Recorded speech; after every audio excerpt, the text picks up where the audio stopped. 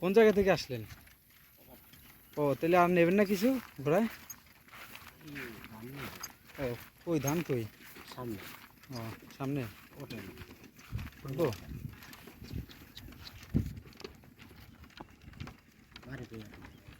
এই তো গোপালগঞ্জ। তো বন্ধুরা, এই যে আমরা কিন্তু এখন ঘোড়ার গাড়িতে আছি। আমার প্রথমে ঘোড়ার গাড়িতে উঠলাম। তো আমাদের ওদিকে অবশ্য নাই, তো সেই জন্য ভালো লাগছে। এই মানে এই ধান কি নিজের আপনার? না, তাহলে অন্য মানুষের। ও, প্রতি ট্রিপে কয় টাকা নেন? 300, 400, তাই 500। এরকম।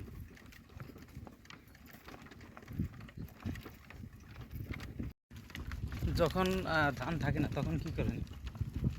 তখন অন্য কাজ করি, ধান থাকে না ওই সময় অন্য কাজ করি, ভুট্টা থাকে, ভুট্টা থাকে না? মরিচ থাকে। তো এই চরে তো এখন মোটামুটি আবাদ অনেক ভালো হয়, তাই না? সব কিছুর আবাদ ভালো হয়।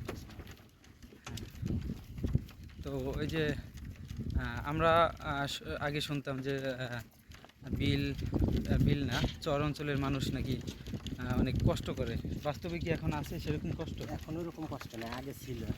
এক সময় ছিল না? আপনি কি সেই কষ্ট দেখছেন? না ভাই, আপনি দেখেন নাই? তাহলে আপনারও ছোটোর আগে ছিল সেই কষ্ট। আমার আব্বা আম্মু দেখছে। হ্যাঁ হ্যাঁ, এখন সেই কষ্ট নাই না? না, ওরকম কষ্ট এখন নেই।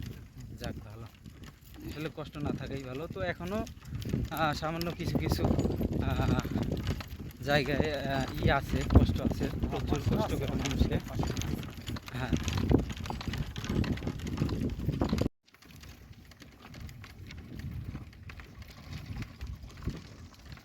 এই গ্রামটার নাম কি?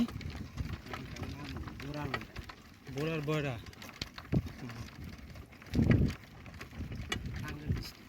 এটা টাঙ্গাইলের ভিতরে না?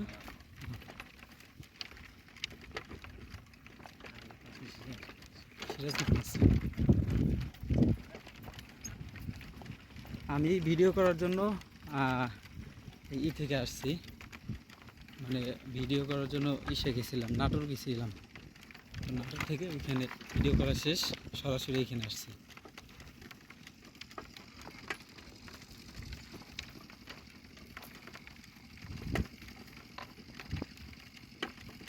বর্ষায় কি এখানে পানি হয়? এই পুরো পানি থাকে না? তো এখানে পানি আনুমানিক কতদিন থাকে পানি? 3 মাসের মতো পুরো ভরা থাকে। তো সেই সময় কি আপনি মাছ ধরেন না নদীতে? মাছ ধরার অভ্যাস নাই আপনার?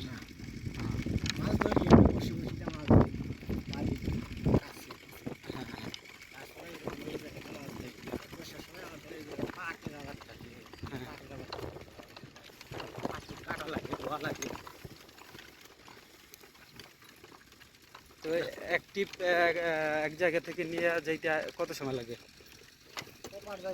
প্রায় 2 ঘন্টা লাগে। প্রায় 2 ঘন্টা? এত দূর?